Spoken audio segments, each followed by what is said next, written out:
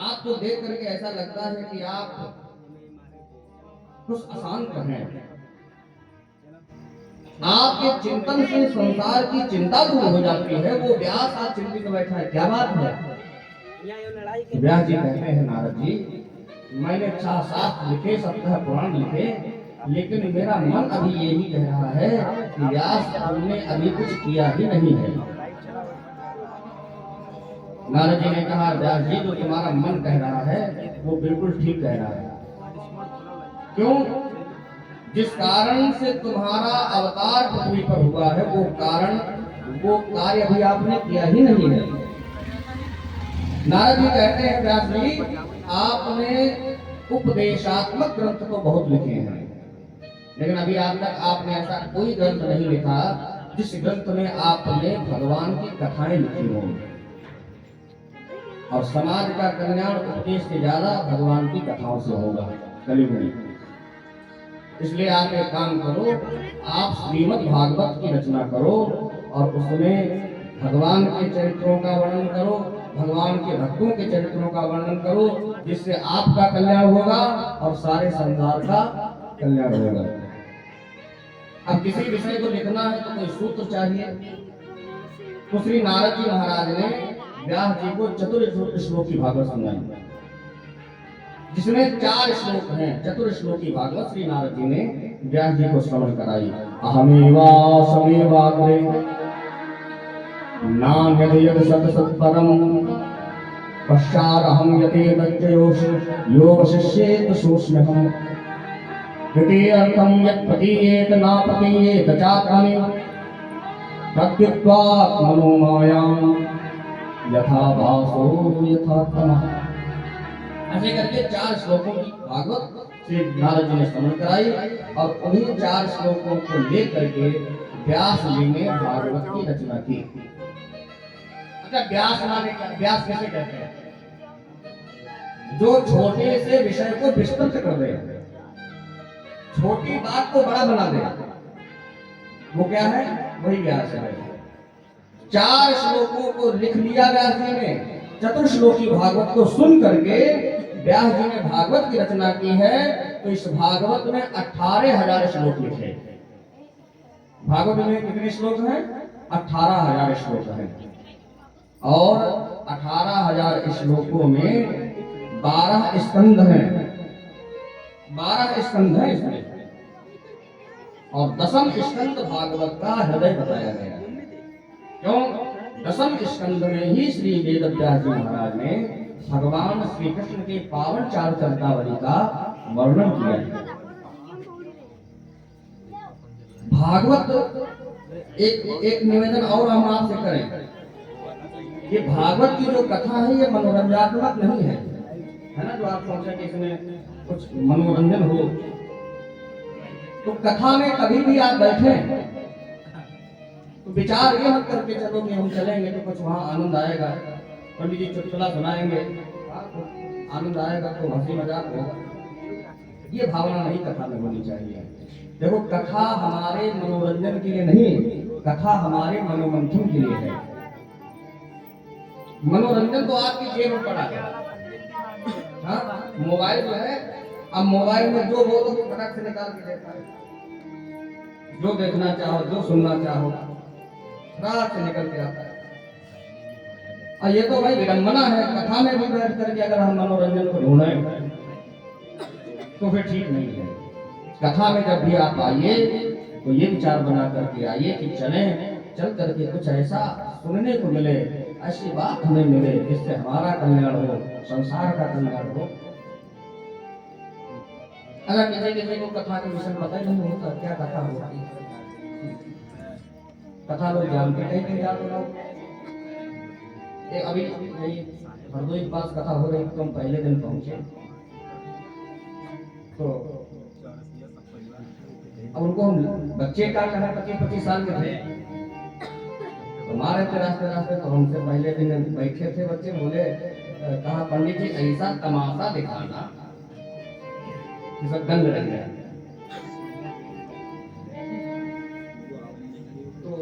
कुछ तो हमें बड़ा हृदय में खिन्नता हुई और कुछ हंसी भी आई। हमने कहा ये समाज है। अब इन्हें ये नहीं पता है कि कथा होती क्या है। कथा है कि तमाशा है कि नौटंकी यहाँ होने जा रही है कि आगे कथा होने जा रहा है। कथा को तमाशा बताते हैं। अच्छा, गलती उनकी नहीं है, कुछ लोगों ने तमाशा बना भी दिया है। व्यास से लोग ऐसे ऐसे चलचित्रों का, ऐसे ऐसे बेढंगी बातों का जो है वर्णन कर रहे हैं, तो समाज उसका वैसे तो विरोध होना चाहिए, हमारी समझ में तो ऐसा है। और एक बात का तो और विरोध होना चाहिए, जो झांकी वाली व्यवस्था है ना। अच्छा, आप सोचो, भगवान श्री कृष्ण को नचा करके, राधा जी को नचा करके हम अपना कल्याण चाहते हैं, हो जाएगा कल्याण तुम्हारा? राधा कृष्ण हमारे सामने नाचे, हम बैठ के देखें, बोलो कल्याण होगा? बोले बाबा हमारे सामने नाचे पार्वती माता दिया। ये विडंबना है हम हिंदुओं की।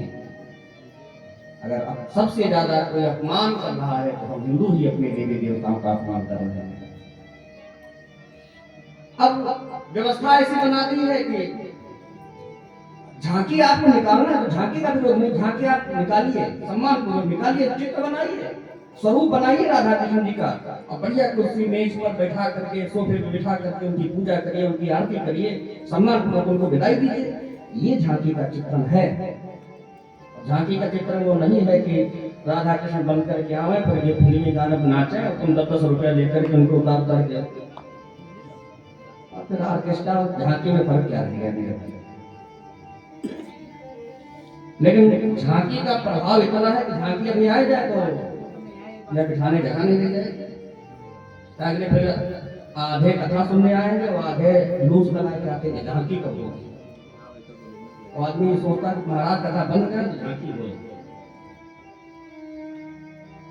तो ये मैं निवेदन करूंगा, कथा हमारे कल्याण के लिए है, कथा से हमारा कल्याण निहित है। और जो आज भी जो लोग भाव से, श्रद्धा से कथा श्रवण करते हैं, उनका कल्याण भी हो रहा है, उन पर बाकी बिहारी की कृपा भी है।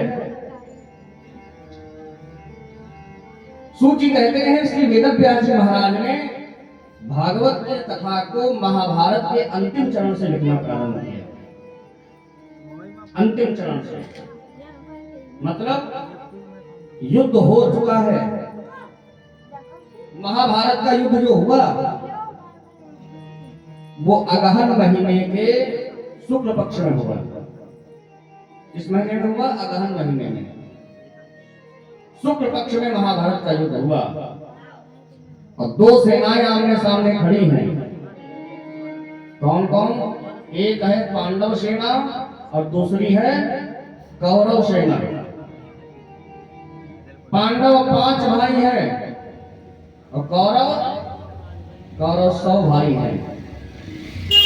पांडवों के पास में जो सैन्य क्षमता है वो है क्या जो है 7 अक्षौणी की, और कौरवों के पास में जो सैन्य क्षमता है वो है 11 अक्षौणी की। कुल मिलाकर के दोनों सेनाओं में जो सेना है वो सेना है 18 अक्षौणी की। इसलिए ये निर्धारित किया गया कि महाभारत का युद्ध जो होगा वो 18 दिनों का ही होगा, 18 दिनों तक युद्ध चलेगा। और व्यास जी कथा लिख रहे हैं और कहते हैं धीरे धीरे 17 दिन का युद्ध हो चुका है। उस युद्ध में भीष्म पितामह, द्रोणाचार्य, कृपाचार्य, शल्य जैसे महावीर महारथी मारे जा चुके हैं। 18वें दिन का भी युद्ध शेष है और उस भरी सेना में आज अकेला दुर्योधन बचा है। भीम की गदा के द्वारा दुर्योधन के 99 भाई भी मारे जा चुके हैं। रात के 12 बजे हैं और दुर्योधन बैठा बैठा सोचने लगा क्या किया जाए। मेरे महारथी मारे जा चुके हैं, मेरे सेनापति मारे जा चुके हैं, मेरा मित्र कर्ण भी मारा जा चुका है, मेरे 99 भाई मारे जा चुके हैं, अकेला मैं बचा हूं। तो हमें ऐसा लगता है कि कल के युद्ध में ये पांडव मुझे भी नहीं छोड़ेंगे। कैसे बचा गया? तो देखो रात का समय है, 12 बजे है, और दुर्योधन रण को छोड़ करके घर की तरफ भाग गया। और महाभारत के युद्ध में उन वीरों का इतना रक्त बहा, इतना रक्त बहा है कि रक्त की एक धारा बह करके कुरुक्षेत्र के बगल से एक नदी बह रही है, उस नदी में मिल गई तो महाराज नदी का पानी लाल हो गया। और ऐसा देखने पर प्रतीत होता है कि मानो रक्त की ही नदी बह रही हो। और एक निवेदन करें, महाभारत का युद्ध हम हिंदुओं की बहुत बड़ी भूल है। महाभारत सुनने में कहने में तो बड़ा आनंद आता है, लेकिन महाभारत में हमारा बड़ा नुकसान हुआ है। ऐसे ऐसे योद्धा मारे गए, ऐसे ऐसे दानवीर मारे गए, ऐसे ऐसे महात्मा राजा मारे गए, जिनकी भरपाई ऐसा नरसंहार हुआ महाभारत में कि आज तक भी हम उसकी भरपाई नहीं कर पा रहे हैं। और देखो महाभारत हमारे भी घर में हो सकता है, जरा से हमने गड़बड़ कर दी तो घर में भी महाभारत होने में देर नहीं लगती।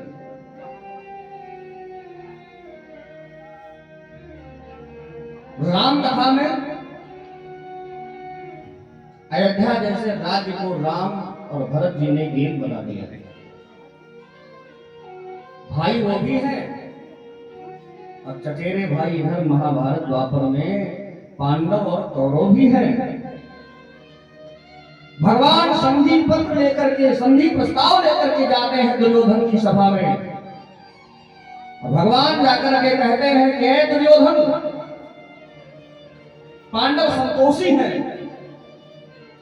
तू चाह जाए तो युद्ध टल सकता है। इसलिए नियमानुसार तो पांडवों का आधा राज्य हुआ, अगर तू आधा राज्य भी ना दे सके तो पांडवों को मात्र 5 गांव दान में दे दे।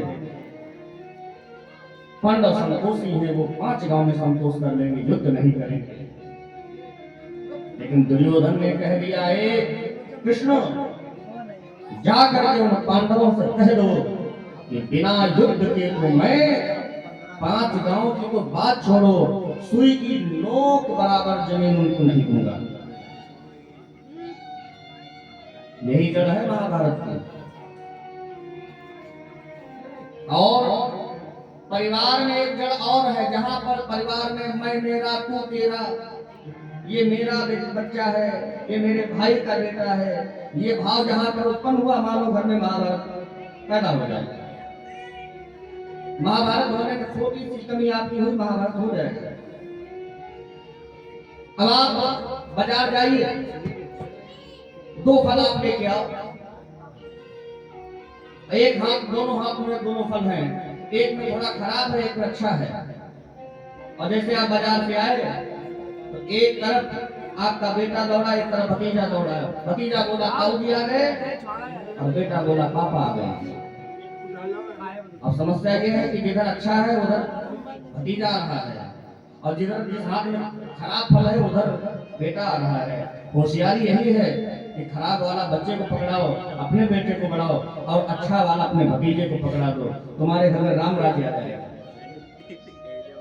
और यहीं पर आपने गड़बड़ किया, खराब वाले फल को आपने भतीजे को पकड़ा दिया और अच्छे वाले को अपने बेटे को दे दिया, और तुम्हारे भाई ने या भाई की बहू ने देख लिया। उसी दिन से महाभारत की जड़ तुम्हारे घर में पड़ जाएगी, बीज पड़ जाएगा महाराज। अब धृतराष्ट्र को चाहिए, पांडव के पिता भी नहीं है, निसहाय है पांडव। पांडव बहुत पहले मर चुके हैं। धृतराष्ट्र को तो सहर्ष आधा राज्य दे देना चाहिए था, लेकिन धृतराष्ट्र नहीं कर पाया। अपने पुत्रों में और पांडव पुत्रों में यहाँ तक जब युद्ध होने जा रहा है तो वो संजय से कहते हैं धृतराष्ट्र कि ये बताओ कुरुक्षेत्र में मेरे पुत्रों में और पांडु पुत्रों में क्या हो रहा है, उसका समाचार मुझे सुनाओ।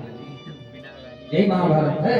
और देखो जब सब मर गए, अब मरने के बाद में जब धृतराष्ट्र भगवान श्री कृष्ण से मिले तो धृतराष्ट्र ने युद्ध का दोष भगवान पर देना चालू कर दिया। हे कृष्ण, तुम्हारे कारण मेरा वंश विनाश हो गया, ये महाभारत तुम्हारे कारण हो गया। भगवान ने कहा नहीं नहीं फूफा जी, ये युद्ध मेरे कारण नहीं, ये युद्ध तो तुम्हारी अनीति के कारण हुआ। सौ सुत जो पाए सर पे चढ़ाए, बात बात में उनके हौसले बढ़ाए। 100 बेटे आपके हुए और तुम्हें पता था कि तुम्हारा बेटा दुर्योधन कितना अत्याचारी है, कितना अन्यायी है, लेकिन उसने जो कहा उसकी हामी हाथ में मिलाया। यही कारण है महाभारत का। 100 सुत झुकाए सर पे चढ़ाए, बात बात में उनके हौसले बढ़ाए।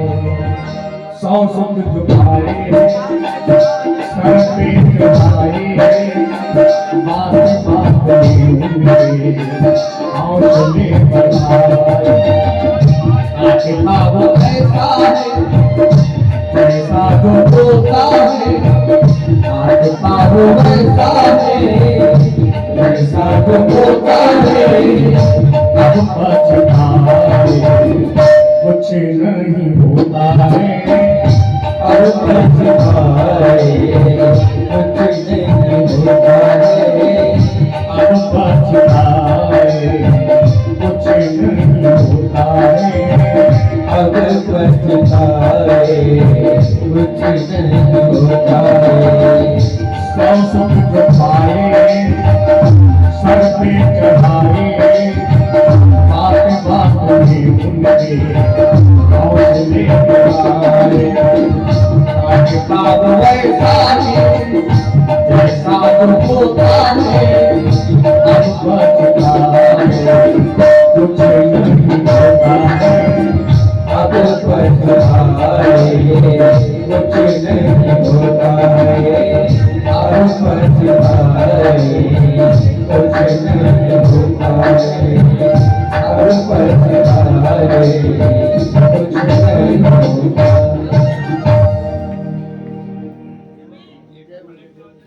दुर्योधन उस रण सभा से, रण क्षेत्र से भागा और उस नदी में कूद गया। और जब नदी में कूदा तो नदी को तैर करके पार कर रहा है तो उस नदी में डूबने लगा। और जब नदी में डूबने लगा तो दुर्योधन ने क्या देखा, सामने से एक मुर्दा, एक शव बहता चला आ रहा है। दुर्योधन ने उस शव को सहारा लिया, शव का सहारा लेकर के नदी को पार करके जब उस पार बैठा जा करके तो दुर्योधन विचार करने लगा कि आखिर में ये ऐसा कौन वीर पुरुष रहा होगा जिसने मरने के बाद में भी मेरे प्राणों को बचा लिया। चांदनी रात है और दुर्योधन ने जब गौर से देखा तो क्या देखा, वो लाश किसी दूसरे की नहीं है, वो लाश तो दुर्योधन के ही पुत्र की थी जिसका नाम था लखनलाल। अपने बेटे की लाश को देख करके दुर्योधन धाड़ मार करके रोया और मानो एक क्षण के लिए दुर्योधन को वैराग्य हो गया। अपने को कोसने लगा बैठ करके, हाय हाय दुर्योधन, तेरे बारे में जो लोग कहते थे बिल्कुल ठीक कहते थे। तेरे बारे में ब्राह्मणों ने कहा था जब तू पैदा हुआ था कि ये गांधारी, तेरा ये जो बेटा दुर्योधन है ना, ये साक्षात कलियुग का ही रूप है। दुर्योधन अपने को बैठा रो रहा है, कोस रहा है, विचार करता है कि मैं कितना अभागा हूं, मैं कितना नीच हूं। दुर्योधन के कारण कितनी माताएं नुपूती हो गई, तेरे कारण न जाने कितनी अबलाएं विधवा हो गई। युद्ध का कारण, ये महाविनाश का कारण तो ही है दुर्योधन। बैठा रो रहा है, थोड़ी देर बैठे बैठे रोता रहा, अब थोड़ी देर के बाद में अकेला हो गया। देखो दुष्ट आदमी इतनी जल्दी सुधरता नहीं है, दुष्ट इतनी जल्दी बदलता नहीं है। थोड़ी देर रोता रहा, अपने को कोसता रहा, और बाद में एकदम से क्रोध से आंखें लाल हो गई, गदा उठा करके गदा के अग्रभाग से गड्ढा खोद दिया, पुत्र की लाश को उसी में दबा करके मिट्टी डाल करके और वहां से गदा लेकर के जल्दी जल्दी घर की तरफ भागा। और कहाँ आया? अपनी माता गांधारी के पास में आया। दुर्योधन के कदमों की चलने की आहट को सुन करके गांधारी पहचान गई, ये तो दुर्योधन है, मेरा बेटा है। गांधारी दौड़ी, बेटा ये दुर्योधन, दुर्योधन युद्ध का समाचार क्या है? दुर्योधन रोने लगा, भैया भारत पार्थ ने कियो मारे अंगड़ित वीर, और दुर्योधन रोता हुआ गया गांधारी के, दुर्योधन रोता हुआ गांधारी के,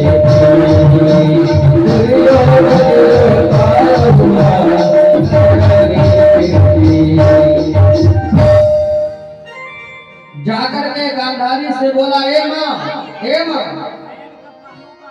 गांधारी के तीर जाई के ऐसे वचन सुनाए,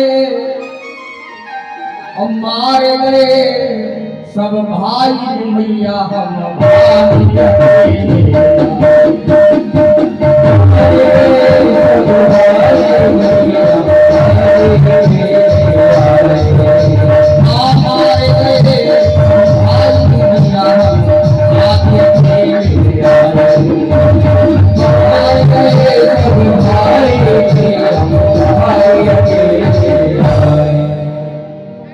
मैया, युद्ध का समाचार ठीक नहीं है। मेरे 99 भाई इस युद्ध में मारे गए, मेरी सेना मारी गई, मेरा मित्र कर्ण भी मारा गया, और मैया हमें तो ऐसा लगता है कि आखिरी दिन मैं भी बचूंगा नहीं, कि पांडव मुझे भी नहीं छोड़ेंगे।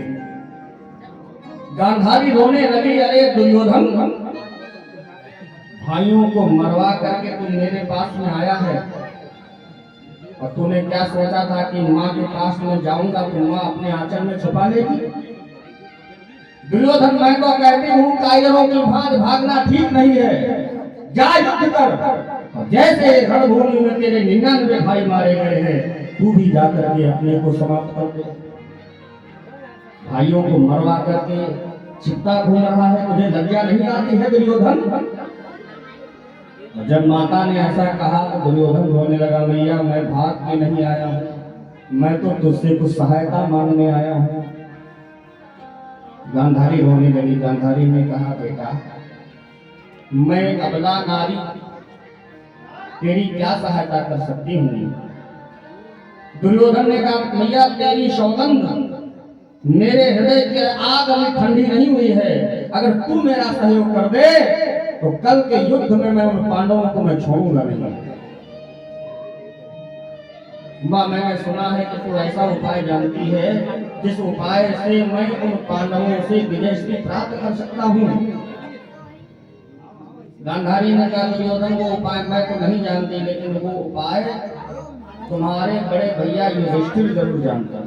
धर्मराज युधिष्ठिर वो उपाय जरूर जानते हैं, तुम उनके पास जाकर के पूछो तो वो बताएंगे। दुर्योधन ने कहा, माता तुमको क्या हो गया है? जन्म का बैरी मेरा वो युधिष्ठिर, उसी से युद्ध हो रहा है, और वो मुझे बताएगा कि हम उसे युद्ध कैसे जीते। मैया ये नहीं हो सकता है, मैं उससे कैसे पूछने जाऊं। गांधारी कहती है दुर्योधन तू जाएगा तो मेरा ये विश्वास है, वो धर्मराज है, वो युधिष्ठिर है, वो बात तुझे धर्म की ही बताएगा। तुम जाकर के तो देखो। देखो माता गांधारी के कहने पर दुर्योधन युधिष्ठिर के शिविर की तरफ चला। अर्धरात्रि है और पांडव अपने शिविर में बैठे पांचों भैया ये सब विचार बना रहे हैं कि कल का युद्ध कैसे लड़ा जाए, दुर्योधन को कैसे मारा जाए। और उसी समय वो दुर्योधन शिविर में जाकर के खड़ा हुआ, युधिष्ठिर को प्रणाम किया। तो युधिष्ठिर ने स्वागत किया दुर्योधन का, आइए कुरुपति आपका स्वागत है, बैठिए। देखो मैंने आपसे निवेदन किया था, ये महाभारत का युद्ध है। हमारे भारत में पहले युद्ध भी होता था तो धर्म के साथ में, लोग युद्ध भी अगर करते थे तो उसमें भी धर्म निहित होता था। आजकल देखो जहां धर्म है वही युद्ध है। और पहले लोग युद्ध भी करते थे तो धर्म के साथ में। महाभारत के युद्ध में कई नियम बनाए गए थे, उन नियमों का कोई उल्लंघन नहीं कर सकता था।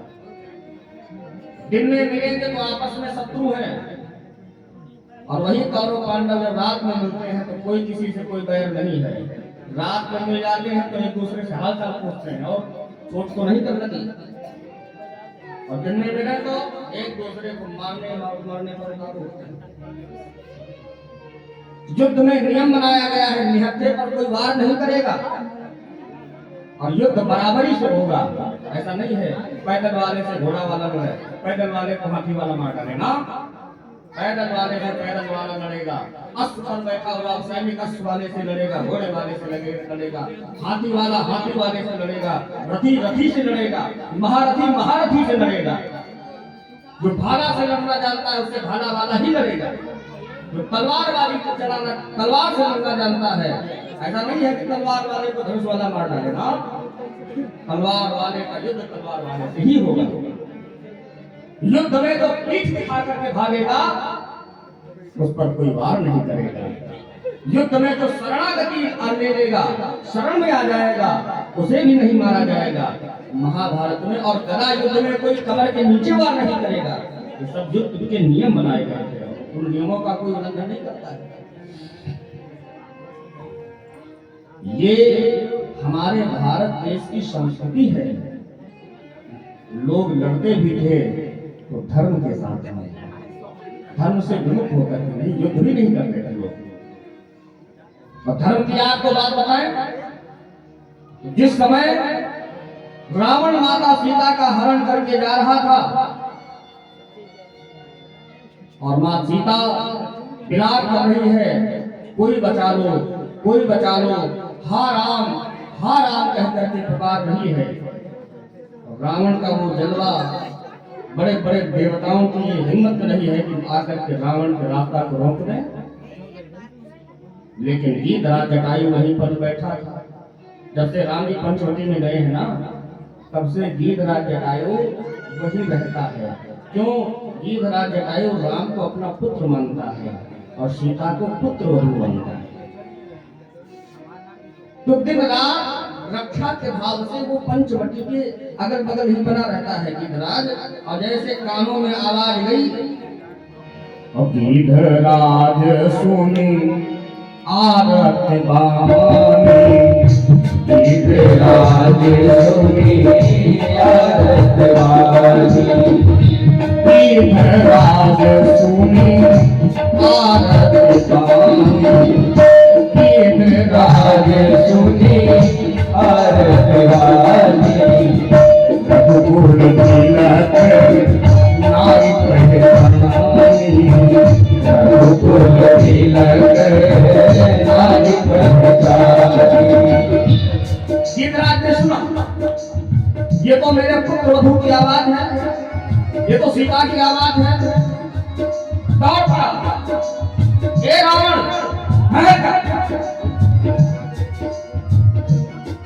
मेरे होते हुए तो सीता को ले जाने की तो बात छोड़ दे, तो सीता की तरफ निगाह उठा करके नहीं देख सकता। रावण हंसने लगा, अरे जटायु बूढ़े हो गए हो, जाओ किसी वृक्ष की डाल पर बैठ करके आराम करो। मुझ रावण का रास्ता रोकने की देवताओं में भी हिम्मत नहीं है, और तुम मेरी रास्ता रोकोगे? जटायु ने कहा, क्या रावण तू मुझे बूढ़ा कह रहा है? तो आज ये बूढ़ा तुझे अपनी सामर्थ्य दिखाएगा, अपनी ताकत दिखाएगा। और जटायु ने कहा, रावण सावधान। और जटायु ने जानकर क्या किया? चोचन मारी किनारी सीधे, चोचन मारी किनारी सीधे, दंड एक भई मुरझाते, चोचन मारी किनारी सीधे, दंड एक भई मुरझाते। श्री राम जय राम जय जय राम, श्री राम जय जय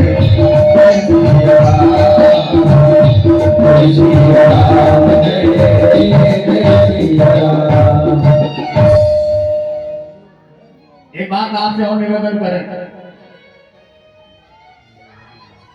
बुढ़ापा उसे नहीं कहते हैं कि जो ये शरीर पर झुर्रियां आ जाए, शरीर कमजोर हो जाए। बूढ़ा जानते कौन है? अन्याय होता रहे और आदमी बैठा बैठा देखता रहे। अब जवानी है, लेकिन कोई अगला किसी बहन पर कोई कुदृष्टि डाल रहा है और तुम बैठे बैठे देख रहे हो। ऐसी जवानी में तुम्हारी आदि नहीं है।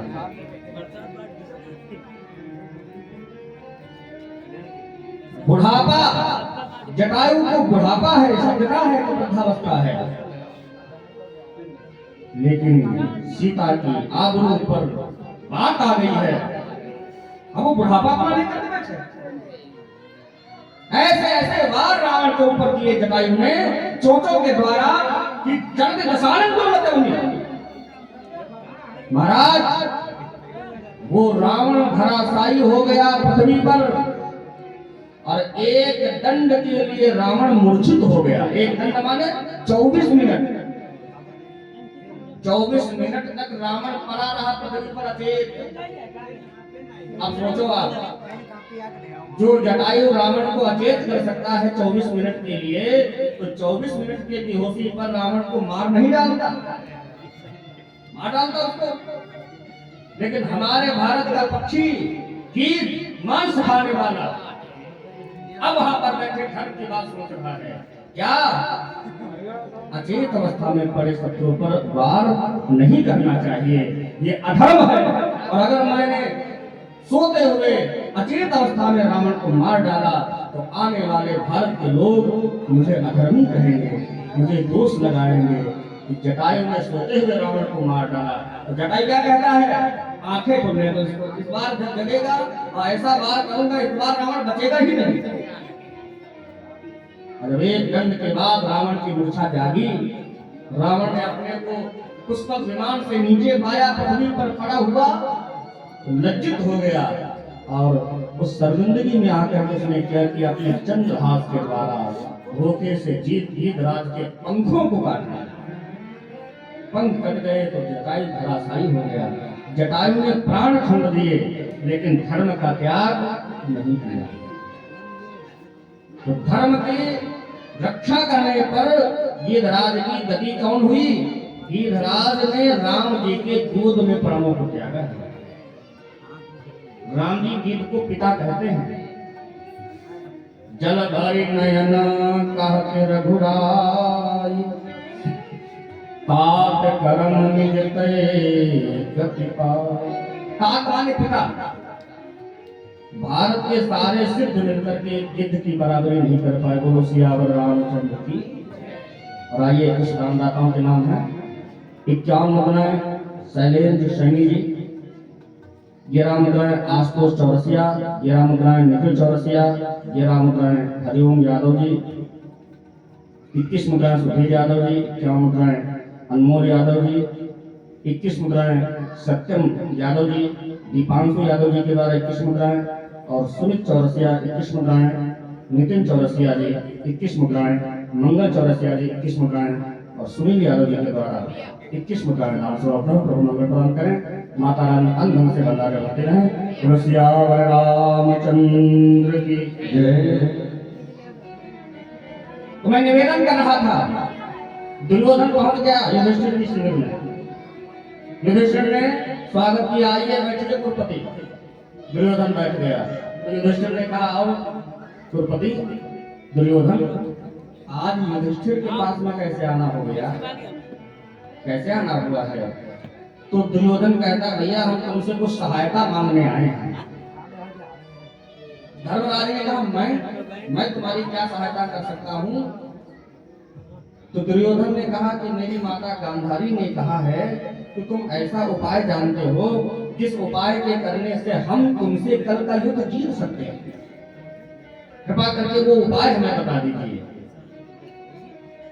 अब पांडव और भी बैठे थे, अर्जुन नकुल सहदेव भी इशारे से बोले का भैया बड़ा दुष्ट है, धोखे बताए मत देना, और तुमने बता दिया तो कल हमारे लिए काल हो जाएगा। युधिष्ठिर ने कहा, नहीं, अब धर्म तो हमारा यही कह रहा है कि पूछने वाले को उचित सलाह दी जाए। अगर कोई हमारे पास सहायता मांगने आए, कुछ पूछने आए, तो धर्म क्या कहता है? पूछने वाले को, सलाह मांगने वाले को उचित सलाह दी जाए। तो अगर ये हमसे पूछने आया है और मैंने इसे मना कर दिया तो ये तो अधर्म हो जाएगा। युधिष्ठिर कहते, युद्ध का परिणाम कोई भी हो, अब बात तो हमें से धर्म की ही बताएंगे।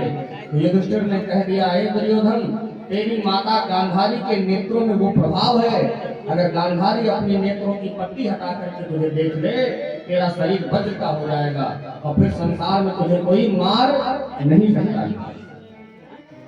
अब देखो, गांधारी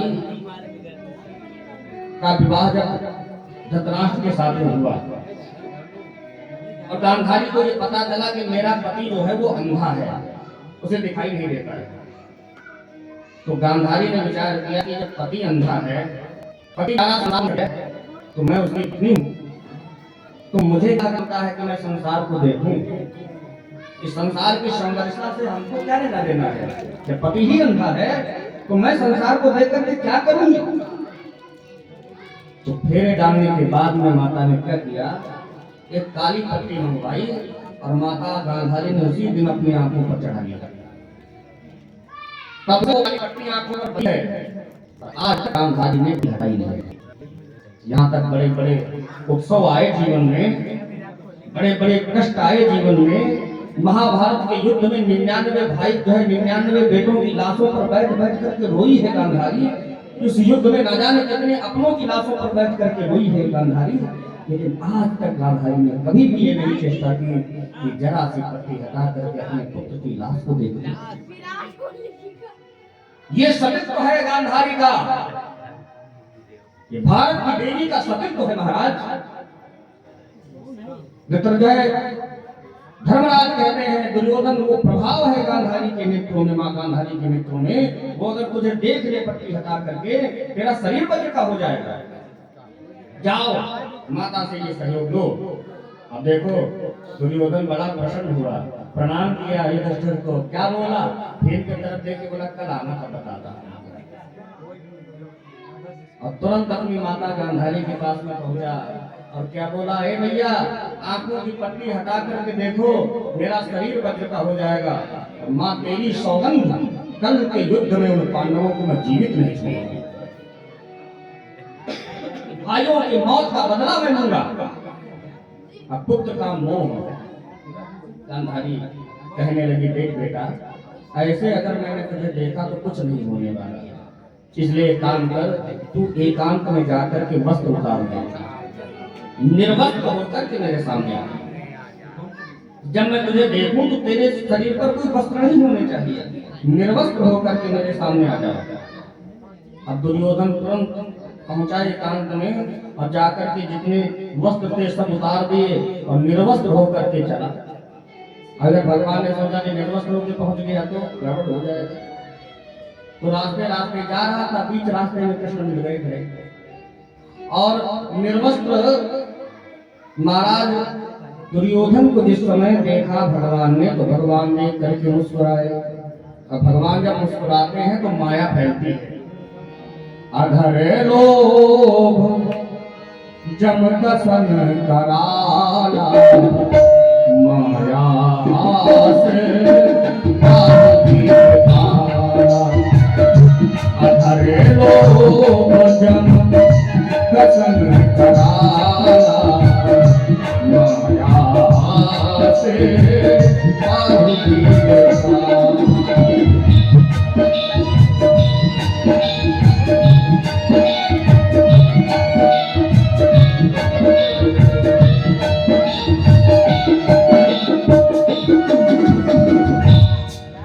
अधर लोभ जम दसन कराला, माया हास पाव दिगपाला।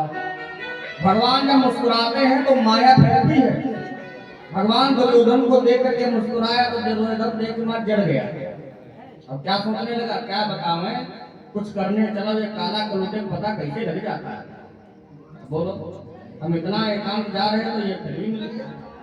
तो भगवान देख करके मुस्कुरा करके बोले, कहो कुलपति, युद्ध से इतना घबरा गए कि आज ही बाबा बनकर के जंगल की तरफ निकल लिए क्या? ये दिगंबर बनकर के कहाँ जा रहे हो? क्या संत बनने का, बैरागी बनने का मन में विचार आ गया? तो दुर्योधन ने मन में सोचा, बाबा बने हमारे दुश्मन, हम बाबा बने, कहाँ जा रहे हो? दुर्योधन कहता है कि मैं अपनी माता के पास में जा रहा हूं। भगवान ने कहा, दुर्योधन अधर्मी तो तुम पहले से ही थे, धर्म तो तुम्हारे जीवन में कभी जीवन में रहा नहीं। अब तुमने लज्जा भी बेच खाई, ये निर्वस्त्र होकर के माँ के पास में जा रहे हो, तुम्हें लज्जा नहीं आती है? दुर्योधन कहता है, कन्हैया माँ तो माँ है, माँ बच्चे का पालन करती है, पाल पोस करके माँ ने तो उतना बता दिया। तो उस माँ के पास में किसी भी अवस्था में हम चले जाएं, भगवान ने कहा, देखो दुर्योधन, माँ जब बच्चे का पालन करती है तो वो बच्चा उस समय अबोध होता है, उसे सांसारिक कोई ज्ञान नहीं होता है। लेकिन अब तो तू बूढ़ा हो गया है, खुद बच्चों का बाप है और ऐसे जाएगा। अच्छा तो ये काम करो दुर्योधन, मैं तुम्हें मना नहीं करता, लेकिन इतना करो कि अगर ऐसे ही जाना है तुमको तो निर्वस्त्र होकर के जरूर जाओ, कपड़े ना पहनो। माता ने ये कहा है कि कपड़े पहन के मत आना, लेकिन माता ने ये थोड़ा कहा कि गुप्तांगों को भी मत ढकना। तो कम से कम केला के पत्ता लपेट करके अपने गुप्तांग में ढक लो और चले जाओ। तो दुर्योधन सोचने लगा कि अब केला पत्ते इतने रात में कहाँ ढूंढा। तो भगवान को मौका मिल गया, गले में फूलों की माला पड़ी थी, भगवान ने उतार के दी, ये लो ये माला लपेट लो। दुर्योधन ने विचार किया, बात तो ठीक कह रहा है। अब माला लेकर के दुर्योधन लगा कमर से लपेटने, और कमर से जब माला लपेटने लगा तो वो माला बढ़ने लगी, और माला ऐसे बढ़ी जैसे लंका में हनुमान की पूंछ, कमर से लेकर के और दुर्योधन की जंघाओं तक माला बढ़ते बढ़ते जब जंघाएं ढक गई माला से, तब भगवान बोले, अब ठीक है कुलपति, अब जाओ। अच्छा देखो, संसार में कोई किसी को मारना चाहे तो भगवान दौड़ करके वो भगवान के पास जाए तो भगवान बचा लेते हैं। संसार में अगर कोई किसी को परेशान कर रहा हो तो परेशान व्यक्ति अगर भगवान की शरणागति में चला जाए तो भगवान उसे बचा लेंगे। लेकिन भगवान ही जिसको मारने पे खुल जाए उसे कोई बचा सकता संसार में?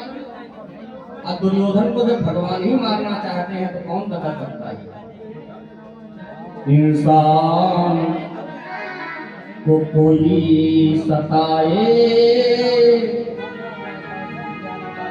तो ईश्वर उसे बचाए, ईश्वर ही जिसे सताए उसे कौन बचाए, हाँ उसे कौन बचाए, हाँ उसे कौन बचाए। इंसान को कोई सताए तो ईश्वर उसे बचाए, ईश्वर ही उसे सताए उसे कौन बचाए, हाँ उसे कौन बचाए, हाँ उसे कौन बचाए।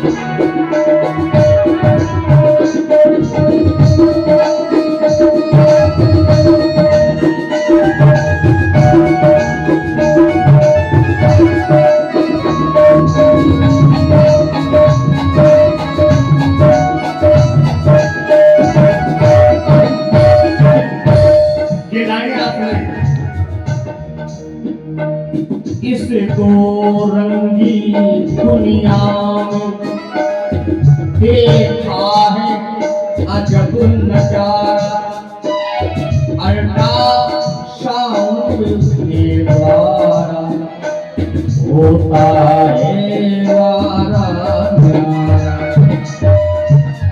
ये लाइनें उस समय लिखी गई जब लोग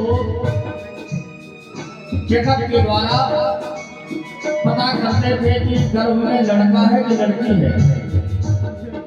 अगर लड़की होती थी तो लोग मां के गर्भ में ही भ्रूण हत्या करते थे। इसको रंगी दुनिया में देखा है अजब नजारा, अल्ट्रासाउंड के द्वारा होता है वारा न्यारा।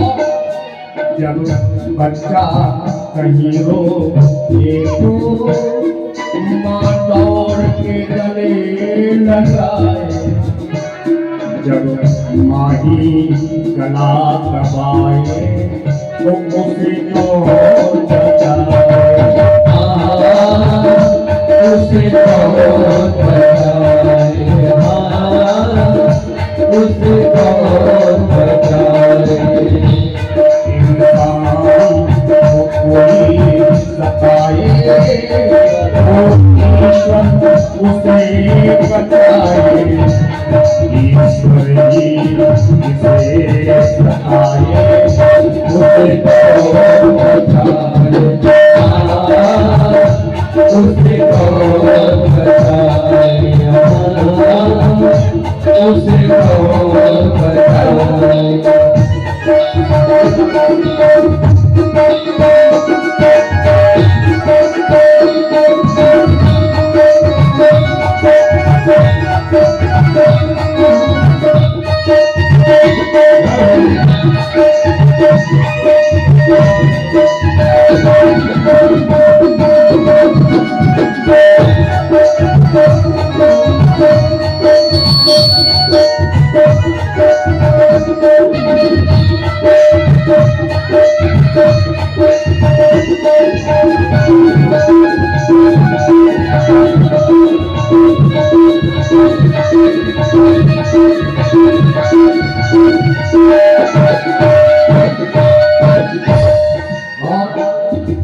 कहते हैं बुराई का अंजाम बुरा होता है, लेकिन उससे भी ज्यादा परिणाम बुरा होता है। कहते हैं बुराई का अंजाम बुरा होता है, लेकिन उससे भी ज्यादा परिणाम बुरा होगा।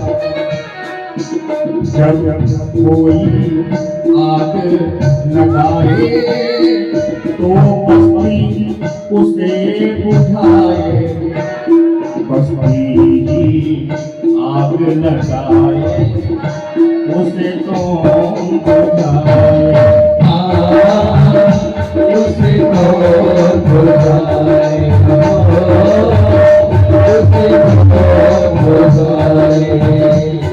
इंसान को कोई सताए तो ईश्वर उसे बचाए, ईश्वर ही जिसे सताए उसे कौन बचाए, उसे कौन बचाए,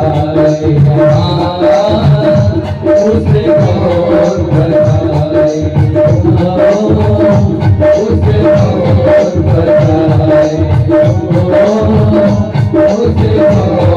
बचाए, उसे कौन बचाए।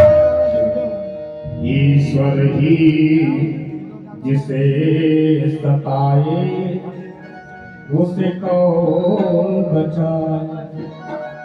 अब जिसे भगवान ही स्वयं मारना चाहे उसे कौन बचा सकता है। भगवान ने दुर्योधन की जंघाओं पर माला लपेटवा दी और कहा अब ठीक है अर्जुन। अब जंघा पर माला लपेट करके दुर्योधन माता के सामने पहुंचा और माता से बोला, माँ आंखों की पट्टी खोलो, मैं सामने खड़ा हूँ। गांधारी ने कहा कोई वस्त्र तो नहीं है। दुर्योधन ने कहा कोई वस्त्र नहीं है। आइए कुछ दानदाताओं के नाम है। शिवा प्रजापति जी 11 मुद्राएं, सुधांशु चौरसिया 21 मुद्राएं, राम शंकर नाम ठाकुर 11 मुद्राएं, मनोहर चौरसिया 21 मुद्राएं, साहेबलाल यादव 51 मुद्राएं, स्वामी चौरसिया 13 मुद्राएं, शिव प्रसाद गुप्ता 51 मुद्राएं, मोहम्मद सोनू 101 मुद्राएं, विराट अनुष्का कोहली 11 मुद्राएं, अंशुल पालपुर 21 मुद्राएं। दान समर्पण करते प्रभु मंगल प्रदान करें। माता रानी का मुझ से बनाए बढ़ती रहे। श्याम रामचंद्र की पट्टी खोलिए माँ, कोई वस्तु नहीं है। गांधारी ने दुर्योधन की बात का विश्वास करके आंखों की पट्टी हटाई। पट्टी खोली गांधारी हेरी, ये सोट बात नरा ये सोट बात नरा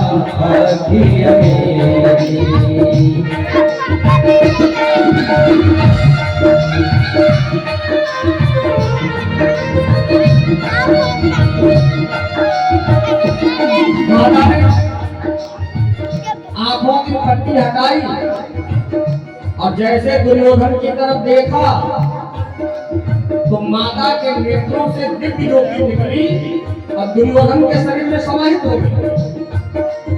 लेकिन तब तक गांधारी ने क्या देखा, जंघाओं में तो माला लपेटे खड़ा है।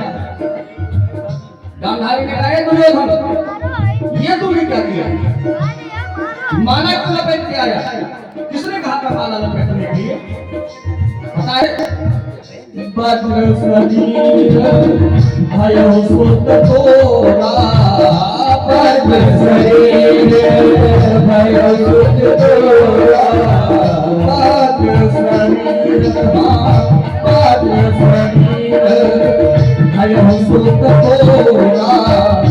उबरा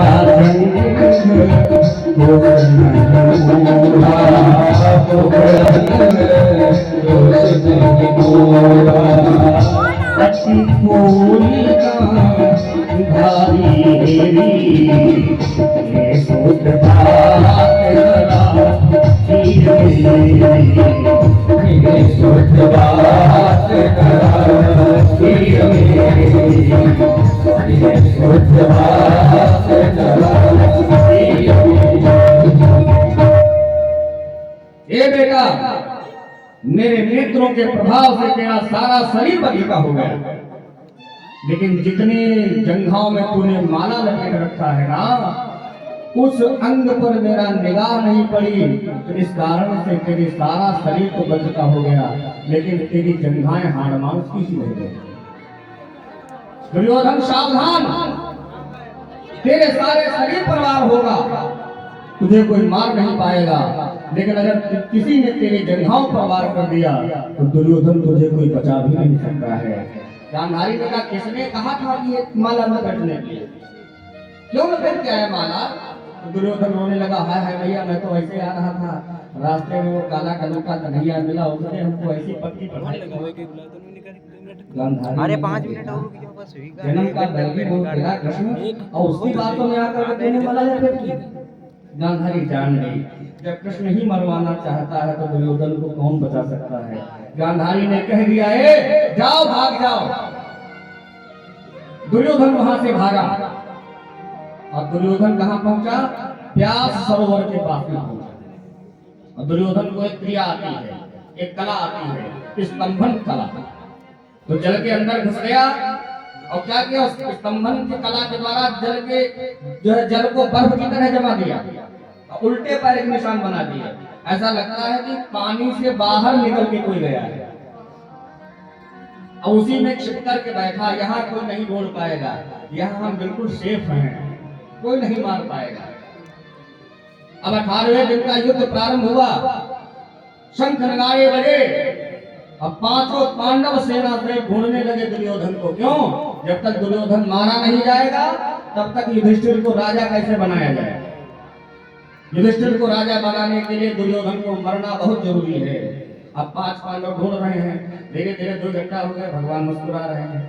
तो अर्जुन ने पूछा, केशव वो दुर्योधन नहीं दिखाई पड़ रहा है? तो भगवान बोले, दुर्योधन जब यहाँ हो तब तो मिले, या नहीं है तो कहाँ है? भगवान ने 5 पांडवों से कहा, चलो मेरे साथ, हमें पता है कहाँ है। 5 पांडवों को लेकर के भगवान उसी सरोवर के किनारे आए और भगवान ने कहा, देखो इसे छिपा बैठा है, ललकारो अभी निकले। अब ललकारने का नंबर आया, युधिष्ठिर ने ललकारा, अर्जुन ने ललकारा, नकुल सहदेव ने ललकारा, किसी के ललकारने का कोई प्रभाव दुर्योधन पर नहीं पड़ा। तो अंत में भगवान ने भीम की तरफ इशारा किया, है गद्दा तुम ललकारो। भीम ने उठाई गदा। अब पांडवों में भीम ही ऐसे हैं जिनसे सबसे ज्यादा दुर्योधन जलता है। अन्य पांडवों से इतना पैर नहीं मानता, लेकिन भीम से बहुत पैर मानता। भीम ने उठाई गदा और बोले, दुर्योधन बाहर आता है कि नहीं आता है? हम नहीं आएगा तो अरे मारी गदा फाटी जल गई है और पकड़ के से बाहर पकड़ के से बाहर पकड़ के से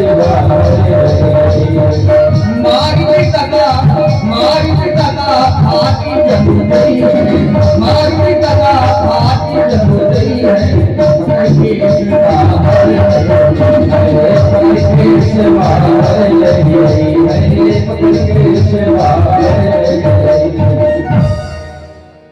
भीम ने उठा करके गदा गाए, दुर्योधन बाहर निकलता है नहीं निकलता है? हम नहीं निकलेगा, ऐसे गदा मारूंगा ये तो नाटक करके बैठा है, जल फट जाएगा और तेरे केसों को पकड़ कर घसीट करके बाहर लेके आऊंगा। जैसे दुर्योधन ऐसा भीम ऐसा बोले, क्रोध से आंखें लाल हो गई दुर्योधन की। उठा ली गदा उसने, चल दिया तो कमला वहीं बैठी थी, दौड़ करके पैर पकड़ लिए। दुर्योधन से बोली, नाथ इस समय आप जाओगे तो आपकी मृत्यु निश्चित है, आज शाम तक रुक जाओ, ये पांडव चले जाएंगे। दुर्योधन बोला, देवी क्षत्रिय को कोई दरवाजे पर ललकारे और क्षत्रिय अपने घर में घुसा बैठा रहे, ऐसे जिंदगी से तो मर जाना अच्छा है। ले करके गदा बाहर आया दुर्योधन और बोला, है भीम क्या कहते हो? मेरे केसों को पकड़ के खींच के बाहर लाओगे? लोग तुम्हारे सामने खड़ा हूं, जो करना है तो कर दो। भीम ने कहा, तुमको लज्जा नहीं आती? चुल्लू भर पानी में कूद मरो। अरे कायरों की बात छिपे बैठे हो, युद्ध से जब इतना ही घबराते थे तो युद्ध तुमने क्यों किया? युद्ध से भाग रहे हो। अब दुर्योधन ने सोचा कि कुछ चाल चली है, विचार किया इन्होंने हमारे 99 भाई मारे हैं, तो क्यों न कुछ हम ऐसा करें कि ना 5 को मार पाओ तो एक ही मार पाए। तो दुर्योधन बड़ा होशियार है। दुर्योधन ने वहां पर चाल चली क्या? दुर्योधन बोला ना देखो युद्ध के नियम के अनुसार युद्ध बराबरी वाले का होगा। बराबरी का मतलब दुर्योधन बोला